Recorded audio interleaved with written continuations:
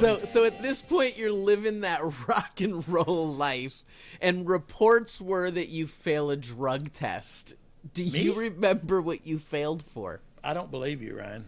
Come on. I think you're telling a fib. We got to be honest here and open with these people. I'm sure it was, at this point, I'm sure it was marijuana. Okay. And that was a number fine, and the second time was a double that number fine. And the last fine I got was after they fined me on that WrestleMania check, where me and Kid were on the outside, and they fined me. I think it was $7,500. So it was a stiff fine for the. That's some expensive kind, bud. That's expensive weed. But I was making more money than I'd ever made. So even that wasn't a consequence to me, if that makes sense. Like, it was like, okay, you took $7,500, I still got $30,000. I never seen that much money in my friggin' life. You know what I mean? Like, it was, to me, it was like punishment. That was that was not a punishment, but the next one was. So we'll get there. So then the next one leads to a suspension? Is that how that goes? Yeah, they just kept doubling, and then finally I said, look, this is what I'm gonna do. Who do I make the checks out to? And we'll just go from there. And so right about that time, as it started easing up a little bit, but still not much.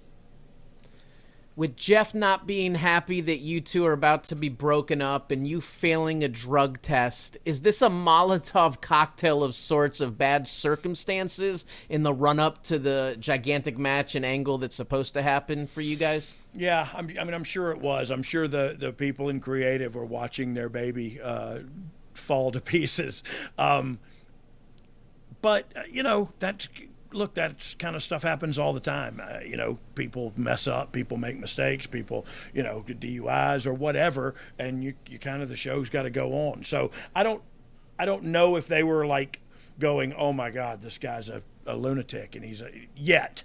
They got there. They got to where they were like, yeah, this Road Dogg's a friggin' idiot. And it didn't take them long to get there. But they weren't there yet. You know what I mean? Is frustration building up at this point for you? Obviously, we're getting closer to this out of the blue moment where the world changes for you. So yeah, so no, it wasn't frustrating for me. It wasn't frustrating for me creatively. I didn't have an idea about the creative process or decision making. I didn't have any idea about any of that. I just knew I was having fun with my new friend Jeff, and Jeff wasn't happy because, look, I think back then what the deal was Razor. We were working with Razor at all these shows. Razor was getting paid a ton of money.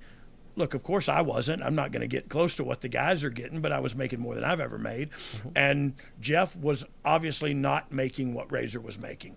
And, right, wrong, or indifferent, if you're in that spot, pay me like I'm in that spot. But I think there's something to be said as, Razor was a little higher up on the echelon than we were. So maybe he got taken care of a little more.